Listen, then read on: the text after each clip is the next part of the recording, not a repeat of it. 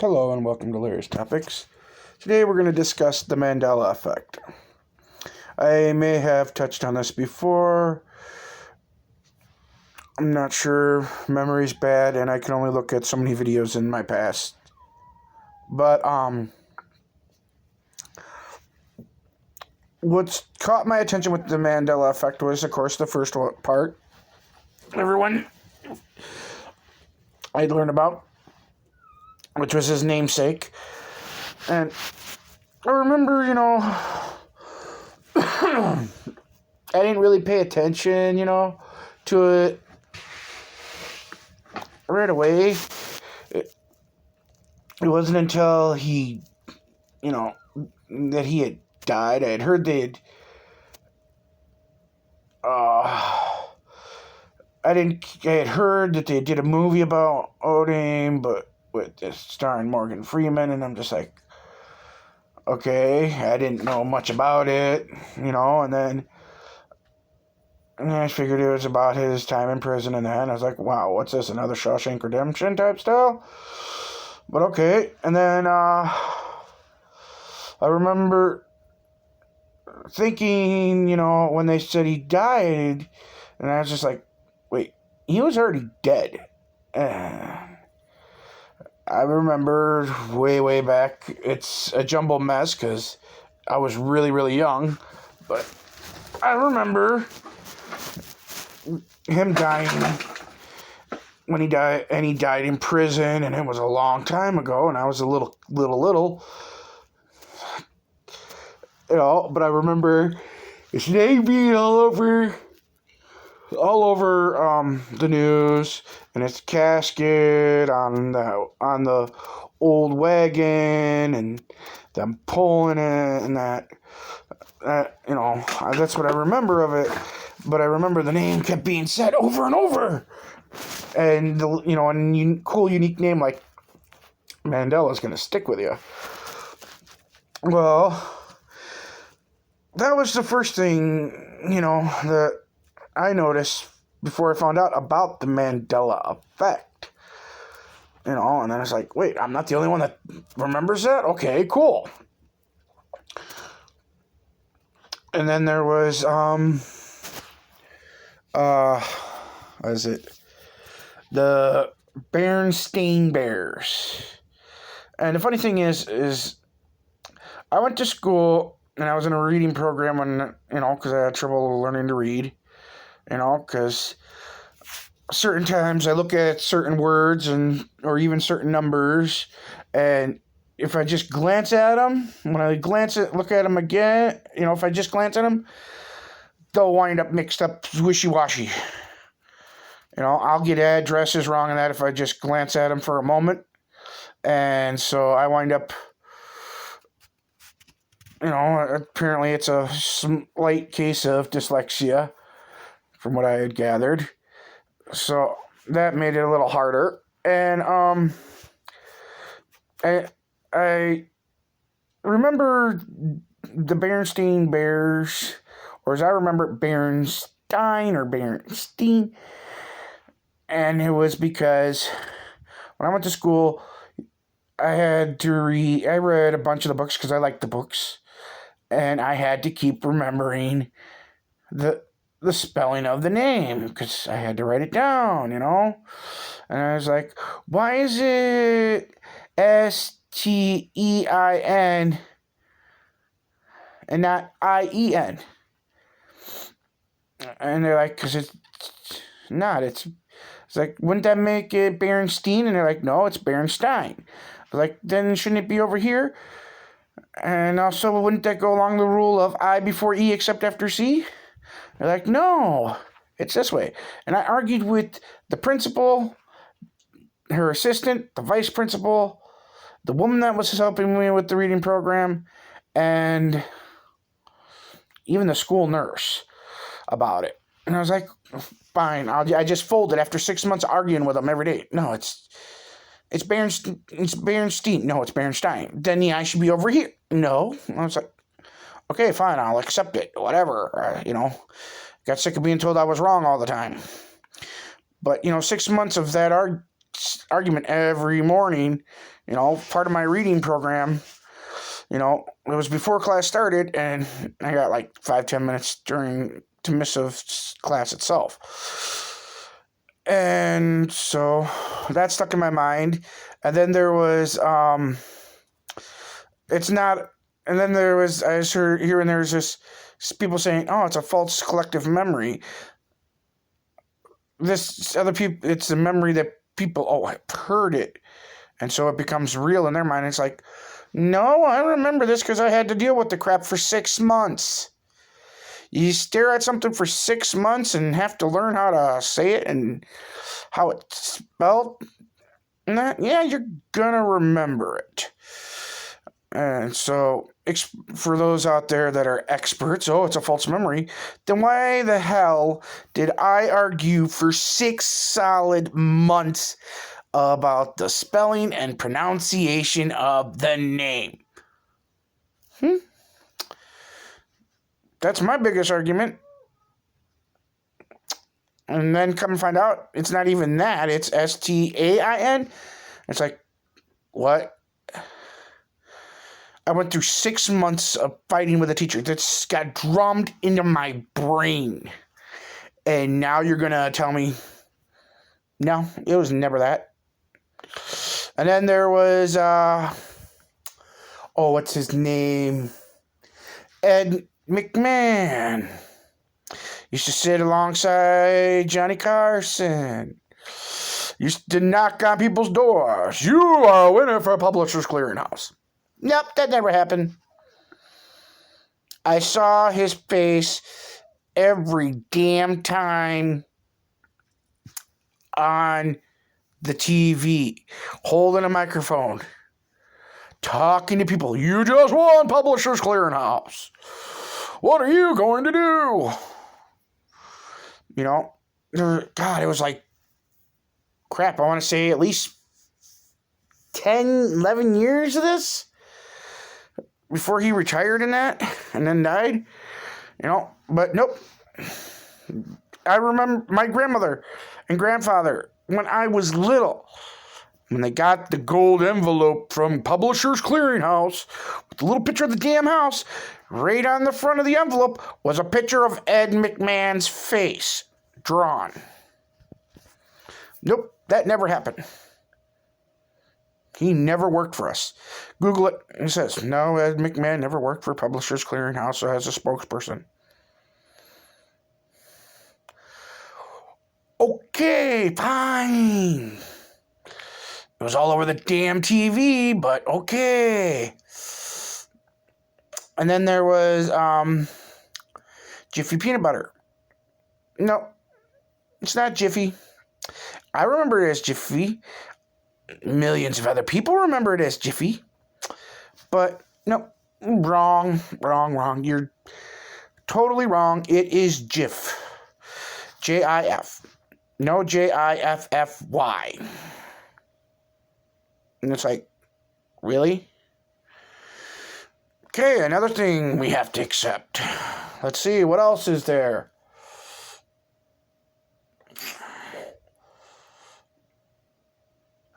What else is there? Folgers. Apparently there's no D in Folgers. Even though I remember there being a D. My grandpa Davis drank Folgers, F-O-L-D-G-E-R-S. Folgers. Nope. Wrong. It's like, okay, what the hell? And then there's the little minuscule thing about the stupid curl on the letter F for Ford and it not being there, but in pictures it actually showed one sign with it, one side without it. Oh, we never had that. Yeah, but there's a goddamn picture that says otherwise, so you're a moron. Okay, so that's not a major one. And then, let's see, what other one?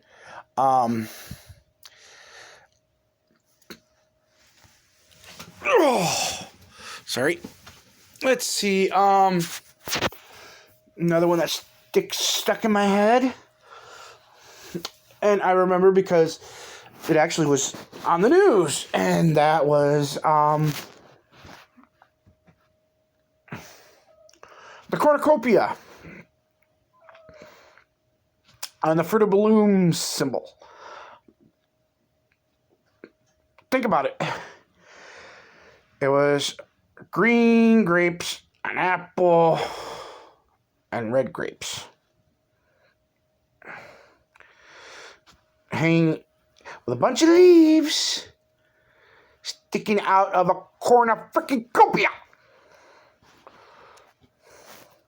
And the reason I know it actually happened is I remember that why it's not there now, but according to them, it never was.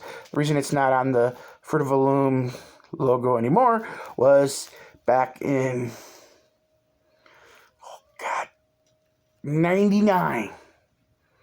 1999.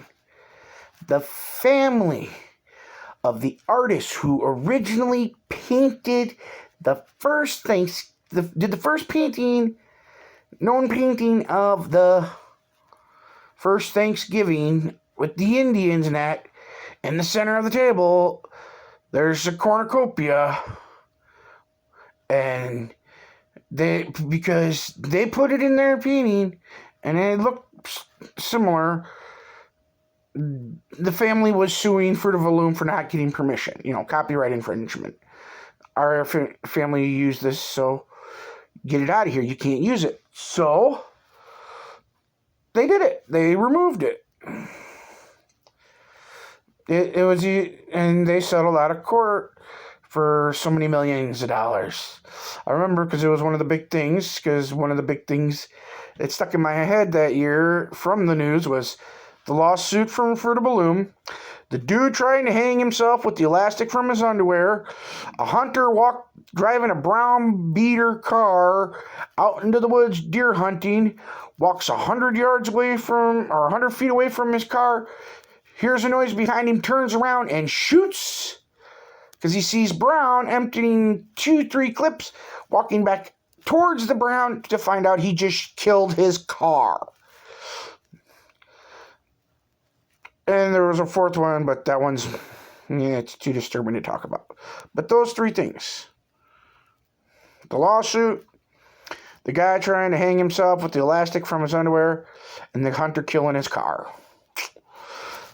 Those were all in the same year, so you're going to remember, especially, you're listening to the radio on the way to school, on the bus, which was surprisingly quiet. We were pretty well behaved on that bus. Anyhow, then there's talks about the North Pole. I remember the North Pole always being depicted as a big old chunky, big old chunk of ice slab. Nope. Look at pictures now. There's no North Pole. It's just a puddle. Bunch of water and ice chunks.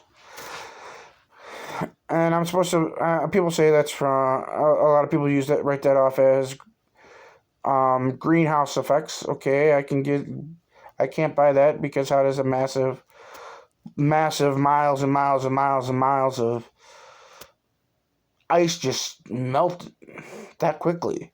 But it's supposed to be from the greenhouse effect. I was like, okay, fine. And then there's this one that really we had to accept. And then there's the one for Forrest Gump. He says, everyone remembers it as life is like a box of chocolates. You never know what you're gonna get. And the saying actually is, life was like a box of chocolates. You'll never know what you're gonna get. Which, you stop thinking about it, doesn't make sense, because he's speaking in the, how do they put it? Basically as if the saying's dead. Life's already over, It's like, well, that doesn't make sense. Life is like a box of chocolates makes more sense than life was. Was meaning you're dead. Really? common sense, people. That's not right. And then there's Sally Field when she won the Oscar. Everybody remembers that. Jim Carrey even makes fun of it. And it's, you love me, you really love me. Nope. It's, you like me, you really like me. No, she says, you love me, you really love me. But nope, didn't. Okay, another one to let go. And then there's Apollo 13. Houston, we have a problem. Nope, it's, we have a problem. What the hell?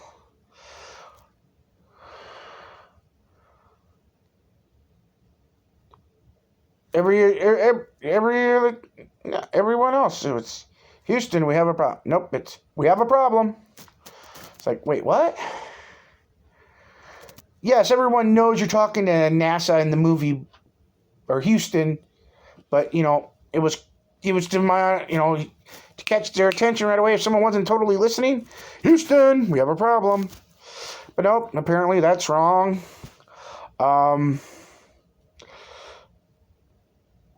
This one is really messed up because the man himself who said it, who read the script and had to say it a bunch of times, remembers it as this, and it's Luke, no, I am your father. Nope, it's, no, I'm your father. Or, Obi-Wan never told you. He told me you killed him. And he says, no, Luke, I am your father. James Earl Jones says, Luke, I am your father. No, it's, I'm your father. There's no Luke. No, Luke, I'm your father. It's, no, I'm your father. Wow. And then there's that Shazam movie with Sinbad. I remember posters for it. I remember hearing about it. And then he made a joke spoof about it, blah blah blah. But I remember because everyone kept saying when the movie Shazam came out that it was a rip-off of Sinbad's Shazam, and I remember it because I remember, why are they using the magical word of Captain Marvel for the name of a genie? Because people are going to get confused. Because before Captain Marvel was turned into Shazam, and he was Captain Marvel, he said it has been announced it will be Shazam to turn into Shazam now. Alright? And Sinbad came out and it was like, that just sounds too much like Kazam. It's like a knockoff to me. What is it supposed to be, a remake of it? With Shaquille O'Neal being a genie? Okay, then there's this one. It really, really stuck in my head. You know, it jumped out there. I watched a lot of Dragon Ball Z and that growing up, and I still do. But even their non-canon stuff, like their movies and that, and other variations of anime, there was this breed of whale. I'm sorry, I never heard of it in school. Didn't learn nothing about it. Didn't even know it existed. I saw it in a bunch of anime, and I was like, what the hell is that? The unicorn of Wales? I was like, man, Chinese really go out there, because, you know, they got those Frankenstein people and that, and all these different animes. Or fire-breathing wolf or some crap like that, you know. So I accepted it as being the norm for anime. And then all of a sudden, I keep hearing people talk about a narwhal. Or narwhal. Narwhal, whatever. And I was just like, well, what the hell's a narwhal? So I Googled it. It's a whale with a horn, like a unicorn. But it's not really a horn. It's its two front teeth, and as they grow, they they keep growing and they intertwine and wrap around each other and protrude out the tip of the whale's head. And I'm thinking, reading that just sounded like, oh my God, that must be so painful to go through. That's slowly working its way through. Yeah, that shit's gotta hurt. It's like, okay. I only knew about them in anime, but we have narwhals. Didn't think they were real, but apparently they are. That's my Mandela effect I notice. I don't know about anyone else. Let's see, what else is there? Well, enough. You get the idea. These are a lot of the major ones. And then my own personal one. I don't know if anyone else ever mentioned it, but I am. I don't remember, other than an anime, a whale having a horn. But apparently they're real. News to me. But yeah, there's a lot, that is different. Okay, another one. Your eyes. I remember your eyes sockets being deeper than they actually are now. Your eye sockets ain't as deep as they were. Just like I remember your eyes are round. Well, no. According to what I gather, they're not round. But then again, I hear that they are round, so I don't know. Unless you like digging in there. Your heart. People always put their heart above their left breast, or their hand when they put their hand above their heart. Wrong. You're so wrong. Your heart is in the center, behind the sternum, but it slightly leans to the left. Unless you're one of those people where it slightly leans to the right, and that makes you unique. So if someone were to stab you on that side, you'd survive because in that exact spot, because your heart's not there, it's over here. But it's not here, it's here slightly to the left. Okay, let's see. And people ask, this is going to be probably one of my longest videos, what causes it? What's causing the Mandela effect? And I want you to think about some stuff first before I go into it. I think I've gone into it before, but I'm going to go into it again. All right. Cities over China, cities over Germany, all in clouds, cities over Uruguay. I think even Russia. Pick cities in the clouds, city in the clouds, city in the clouds. All over the world. And it's funny is you have all these, it's this, and this.